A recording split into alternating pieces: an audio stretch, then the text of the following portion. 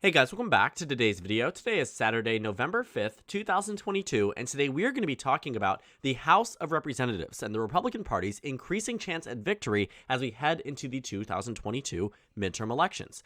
The House of Representatives, as it stands right now, favors the Republican Party according to the FiveThirtyEight forecast, which gives the GOP an 84% chance at victory. But the title of this video seems to indicate that it's a foregone conclusion that the Republican Party is going to win control of the House. And personally, that's how I see it.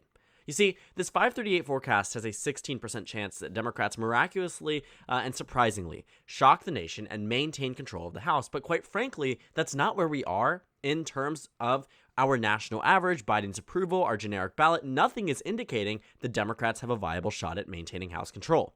And I've been saying this since November 7th, 2020. Why that date in specific? Well, it's the date that Joe Biden was officially announced to be the incoming 46th president of the United States. It was when he won his election, and it was at that point in time when we knew that the House of Representatives, the narrow majority the Democrats had at that point, 222 to 213, would no longer be a majority following those midterms.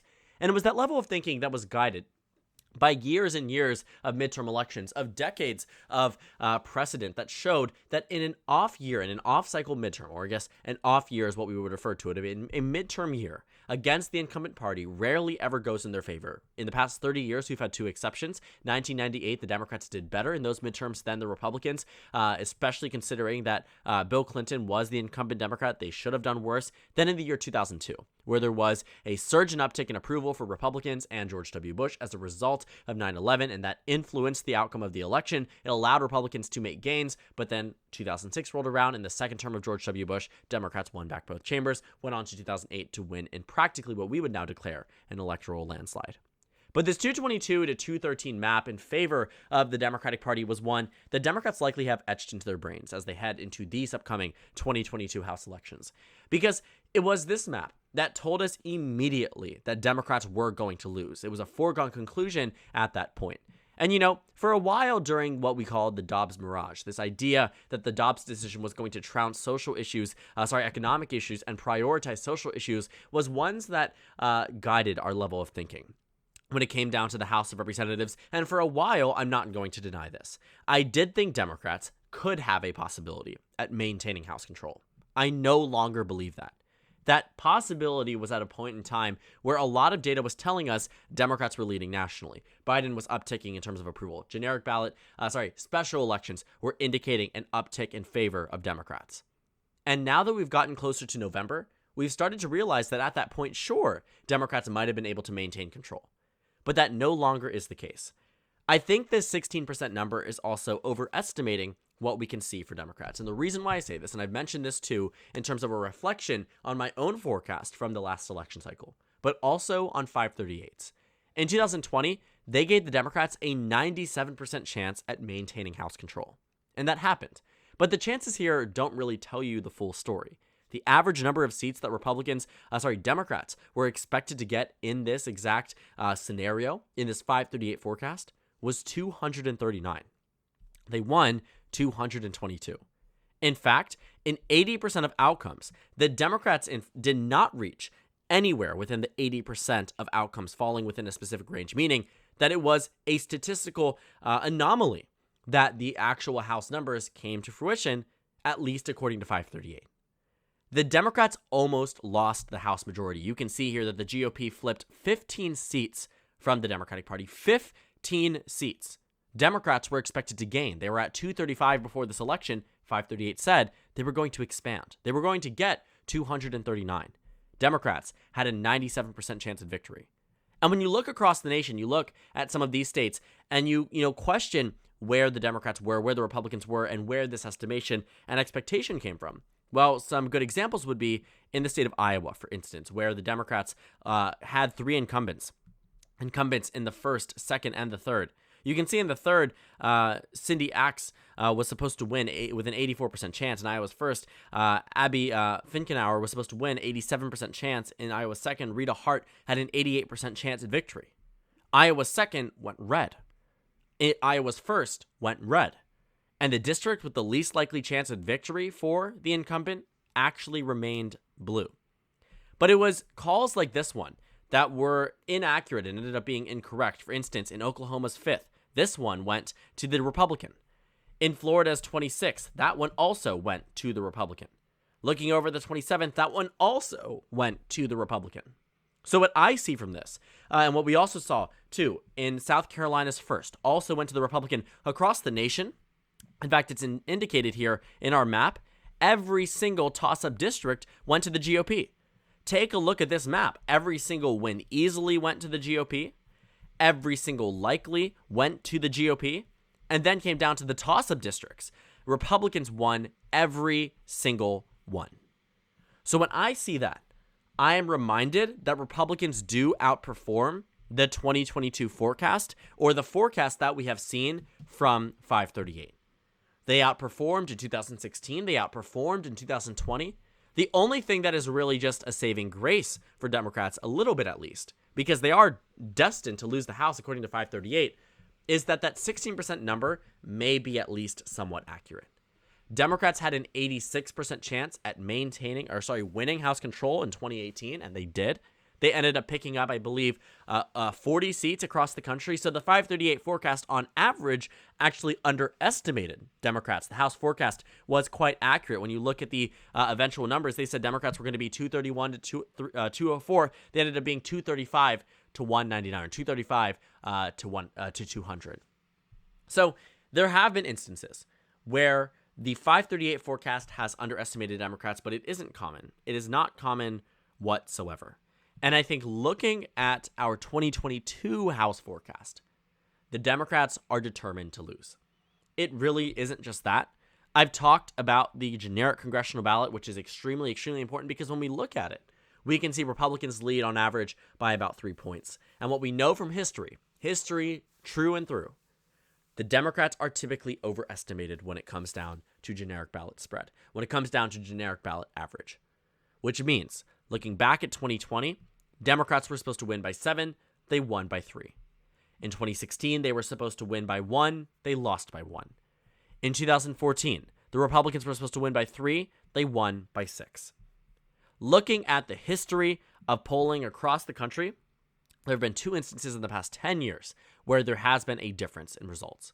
2012, Republicans were supposed to win. Democrats won. It was a shift by about a point. Then in 2018, the shift was about 1.1%. But the reason why that isn't important is because you look at 2022, you shift it by the largest shift we have seen in favor of Democrats over the past 12 years, and you find the Republicans to be still winning the national ballot, which means the House is gone. The generic congressional vote of all factors is meant to replicate the House results because of the fact that the House is a proportional system, and based off of the way people vote is how it should end up being. Looking at our 2022 generic ballot, Republicans are in the advantage, 1,000%. And I think as we look across other races as well, we can start to see how these House races are not going to help other Democrats in some extremely important races. For instance, in the state of Wisconsin, Ron Johnson's going to be running against Mandela Barnes. Mandela Barnes is the Democrat who's been vying for this seat. Well, if Republicans are doing better in one election, chances are they're doing better in the other. That's just the way the world works. Looking at Nevada Senate, similar thing. There are competitive races that Democrats will rely on turning out all of their voters to the maximum extent in order to win their races. But if voters aren't happy with where they are today on the House level, what's to say they're happy on the Senate level? We knew the House would be gone, but knowing today that Democrats do not have a pathway to victory is something that tells me that the Senate is going to become increasingly and increasingly more out of reach. The Democrats went from a point where they had a 1 in 3 chance at victory when it came down to our House elections. 1 in 3 chance at victory. Today, it's less than 1 in 5. It's 16% down from what was 31% across the country. You know what was also down? The Senate odds. Today, Republicans have a 55% chance at victory. That's down from where they were before. Democrats, in fact, led for 3 consecutive months. At least on the House level, Republicans had always led. But now Republicans have the lead in the Senate. And what that means, too, is that there is an improvement for Republicans in the House forecast. Republicans are expected to win 51 seats in the Senate forecast. On the House level, they're expected to win 230. That's up from what the previous number was of 225. And knowing how important each individual vote is when it comes down to the House and the Senate, the more the merrier for the GOP. And it's something that the Republican Party is very much happy with. The numbers now indicate a very different story from what we knew before. You can see it also in our generic ballot. Looking at where the Democrats and Republicans are in these individual races, it comes down to a point where Republicans were in a worse position through August, through September, going into October. But now they're at a good point. They're at a point that is similar to where they were in June, right before or right around the time the Dobbs decision came about. Which means, in fact, they're at a higher point than in some cases. We're at a point where the Dobbs decision not only has reversed its actions, meaning that the impact was there, but only temporarily, reversed its actions to a point where now the Republicans are in the advantage by, again, a larger margin than where they were prior to the Dobbs decision in some cases. And that's very good news for the GOP because it means they've recovered their base, they've recovered their swing voters while continuously expanding and expanding and expanding as we head into Election Day. And on top of this, the reason why I see the House is gone is because in order for Democrats to maintain control of the House, they would have needed to replicate 2020's numbers, meaning they would have needed to win the popular vote by at least 3 points. Well, now they're on track to lose it. And like I said, nearly every single nonpartisan pollster, CNN, Republicans +4, Quinnipiac +4, CBS +2, NPR +3, Wall Street Journal +2, USA Today +4, NBC +1, Emerson +5, Monmouth University +6. The only two things here that Democrats can see and maybe take away positive news from is the fact they're leading in the Political Morning Consult poll, which has been a standard throughout this entire cycle, and they're also regular vote, not likely vote. On top of that, the Economist YouGov poll shows a tie. There used to be a poll that showed Democrats ahead. You can see in previous numbers, they had Democrats +4, right? Or they had Republicans +1, which was the largest we had seen in a while. But you can see Democrats +2, right? Democrats +1, Democrats +X, Y, and Z. But now it's a tie. Politico Morning Consult, on the other hand, has been a consistent lead for the Democratic Party. We've seen that for quite some time. But now we're at a point where all of these nonpartisan pollsters are telling us Republicans are winning the national popular vote, which means on that instance alone, it is impossible for Democrats to retain control of the House. I am 1,000% confident in making my prediction now, the same one that I've had for 2 years now, that Republicans will win control of the House this upcoming Tuesday. I could be dead wrong. I hope that I'm not.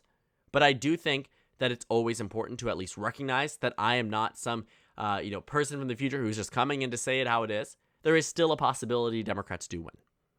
But I think at this point in time, my expectations for Democrats have decreased, not necessarily at their fault, but more so at the fault of more so at the reasoning that the Republican Party is doing a lot better than they did before. Something has shifted in their messaging. Something has shifted in terms of their strategy, and maybe just the electorate shifted. Maybe nothing went wrong on the Democratic Party side. Maybe nothing went wrong or went super right on the Republican side. It was just reverting back to our traditional midterm roots when there's a Democratic president in office. And in these cases, in nearly every single instance in the past 30 to 40 years, Democrats have lost one chamber or both. And it looks like this election cycle, they very well may lose both. If I was to say what this 16% number told me, it simply told me that upsets are always possible, but they certainly are not likely. I see the 16% number in the same regard that I saw the 16% number for the GOP in 2018. The 14% number if we want to get technical. 14% at Republicans keeping control, and 14% things happen all the time, right? That's more than a 1 in 10 chance. People get lucky. Parties get lucky. But looking at the final results and telling me that 235 to 199 was winnable at one point for the GOP, I don't buy it. I don't buy it simply because I see it as a Democratic victory, as a blue wave. They gained 40 seats across the country. Everything went right for them that evening. But in 2020, that was not the case. And even then, they won the national vote by 3 percentage points. So we're now fast forwarding to 2022, where today the GOP has an 84% chance of victory, If I was looking at this analytically, which I am trying to do, putting aside all personal biases, I'm calling it for the GOP. I'm locking in on that answer. And I think with nearly 100% certainty that I will be right on Election Day and the GOP will win House control. So thank you guys so much for watching this video. Make sure to comment down suggestions below. Subscribe on the left if you haven't already, and check out the Instagram and Twitter. At the bottom left of the screen, there's also a Discord server for you to go ahead and join. On the screen, there's a video you can watch, and then a playlist for my 2022 election analysis videos. Again, thank you guys so much for watching, and I will see you all later today. Sorry, tomorrow.